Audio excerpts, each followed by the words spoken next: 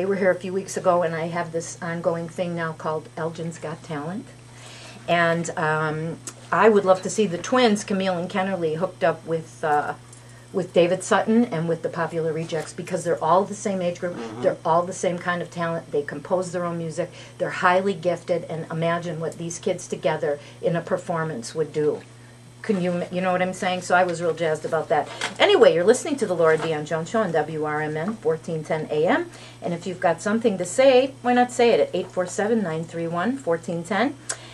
And next I'd like to welcome our guest, first guest, in-studio guest, Kathy Hennell. Am I saying it right?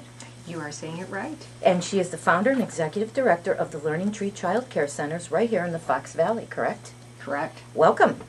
Listen, tell us about yourself and how you got into child care and education.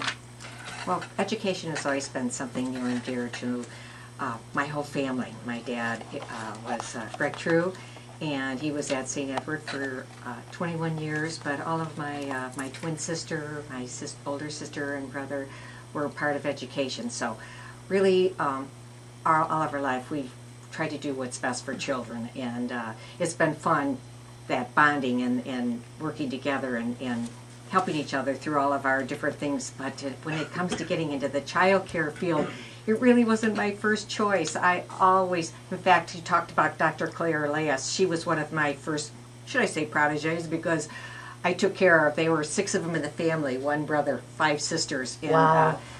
Mother Mary went up to help Dr. Elias up in his office, and so Claire was one of the children, and Mary said, that's Mom, come on, and I need you to take care of my kids. Now I was in 8th grade, and they were just as tall as I was at the time, but you know, I would cook and I would sit down at the dinner table with them, and that was kind of my beginnings of working with children. So here we have Dr. Claire Elias, and you know, there's that bonding right here.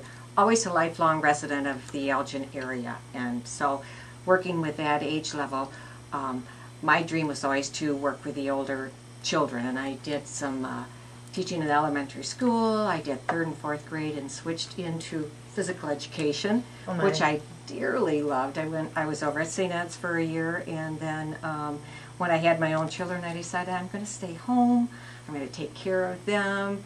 This is something, you know, I wanted to have children. So when I stayed home, my husband, who was also a teacher, Pat, his friends who were teaching in District 300 said, if you're going to stay home, Kathy, why don't you take care of our children?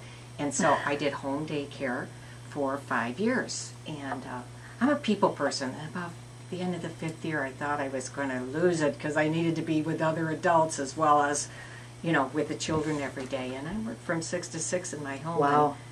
Not much free time. So that's when I started to see the child care field, what's out there. So I looked into that and looked for property, started that process of putting it all together, and people go, oh, well, you're just going to be babysitting. That is a word I don't really like to use, because that's what you do. Child care today is all about educating and giving the children their backyard in our neighborhood, because not many people let their children out.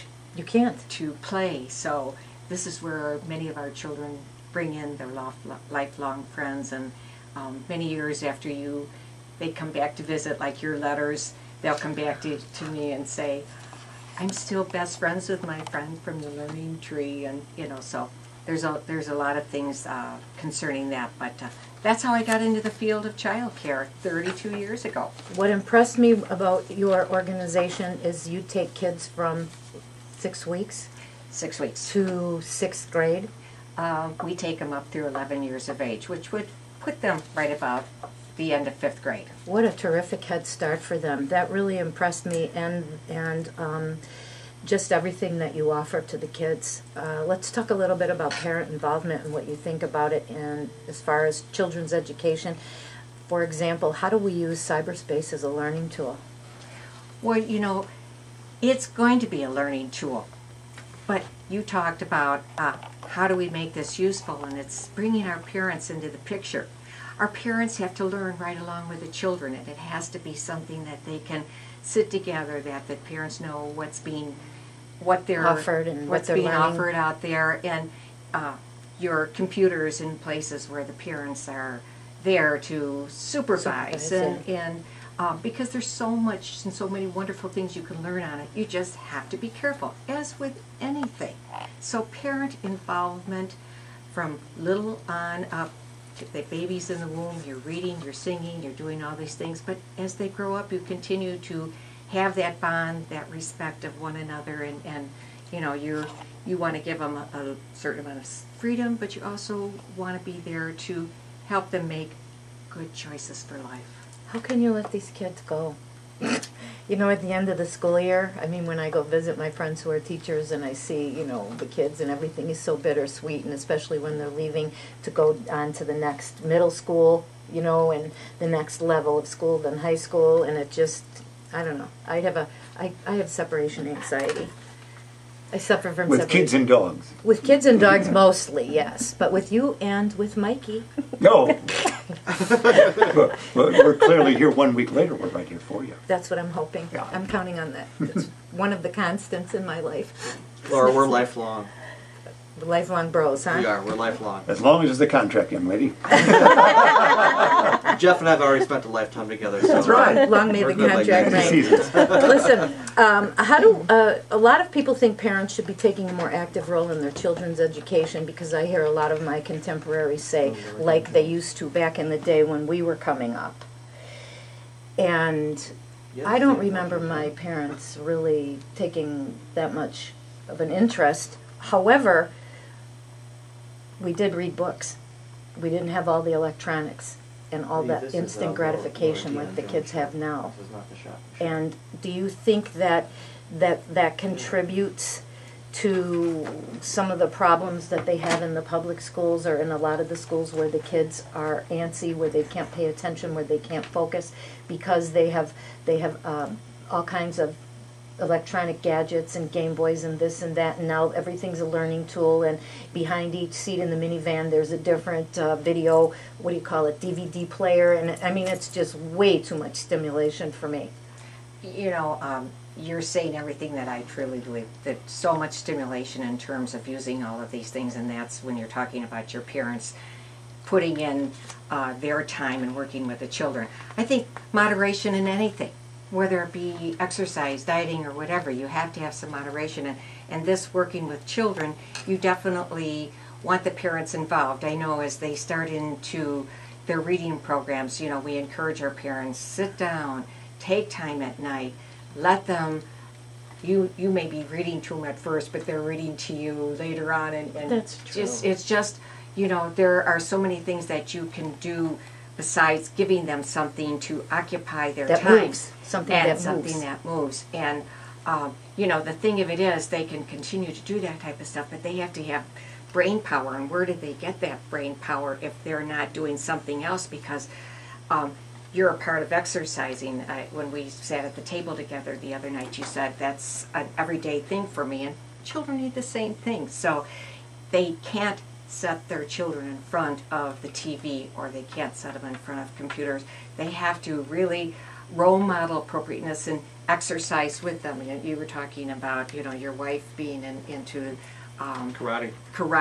and I was just like, that's exceptional, and that's exactly what the parents need to do. We get home from a long day of work, let's take a bike ride, let's take a walk, or let's make dinner together first and then take the walk, and getting that exercise, because that all feeds the brain, that makes them healthier, and those are the type of things that parents need to remember. Listen to your children. Hear about what they did today. Validate them.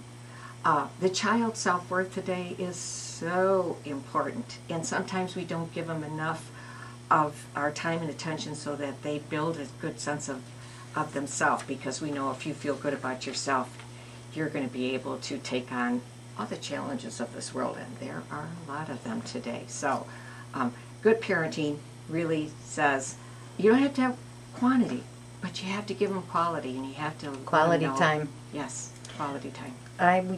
We jumped ahead some here, a little in my notes, but you said having good self-worth helps your kids to have the confidence to make good decisions. Tell us how you help these kids who don't have good self-esteem when they come to you. Do you know what I mean? Well, you know, if a child doesn't have good self-esteem, you kind of look into their background and seeing what's going on. You can't take the place of the parent, nor do we want to. But what we can do as their teachers and people who are working with them is again, listening to them, finding where their strong points on. I always say life is about 3 pluses, and letting them know the things that they are good at, validating them. And then every once in a while, oh, wouldn't it be nice? You give them a wish that they can maybe work on. But they have to have the idea that I'm okay. And you only get that through some pluses. So that's real important. And we work with our staff, and the love and logic of working with children is so important. So those are things we're working with. Hang on to that thought, love and logic, because I had a question about that. We have halftime here, and we would like to thank our very special sponsors. And of course, that's Allen & Son Seal Coating. Yes, indeed, for all your seal coating needs. As we approach the winter season, just give them a call and they'll talk things over with you. 847-980-6914. How's my posture? Excellent, because of Dr. Claire Oleas. 847-888-9988. She's an institution and a legend, and our guest today, babysat her. We learned in a social moment right there. So you want to call her, and also she's located at 2001 Larkin Avenue. That is Dr. Claire Oleas. All kinds of good things coming on. And the Taylor Y, we know that, has new swim lessons, swim team, and tumbling info, as you know. And we learned so much about Zumba and everything else. Give them a call, 847-888-7410. They're at 50 North McLean. Let's break format for just a moment, because your guests, she mentioned her father. Now, her dad has an entire, what does Dad have named after him? Do you know? I know. Okay. True Field. Greg True Field, where this radio station this Friday night, broadcasting live on the Marty unit for you, Mike. Thanks. Broadcasting live from Greg True Field. Did you listen last week to our Friday broadcast? If I show up with you're the at Greg dogs, True Field. if I show up with my two dogs pups, might have to remain out in the outer walkway, but I don't know. If you show up with your doggies, well, we'll find out. Does the True family like dogs? Yes, they do. But Greg True Field is where St. Edward play football, so we'll be Go there. Green Wave. Right, going Green Wave, right there, 4-1. This will be our third game and our second game of the year from Greg True Field. That's where I get my cardio. what time? 7:02 will be on the air, 7:03. Let me see what I can work out, because Friday I night. want to come and see this. It's a busy place. You will get a workout, because Dad... Can I follow you around? Can I hold your course? You get your back ready to go, because we have to climb up a steep ladder with all our equipment. We're kind of like Red Skelton in the old pantomime days. So if you think you want to do some cardio, your field is perfect, isn't it, my dear? It is perfect. Yeah, so I'm going to come and take a peek. Okay. Listen, I have to give a big thanks to Snob Hounds and KC Tool, weekly sponsors of ours. And don't forget, Elgin's Biggest Loser 3, Week 2, weigh-in is tonight at the Taylor Y from 5 to 6 p.m. And at 6 p.m., stay for the Thinspiration motivation conversation. And you kids all know what you have to do.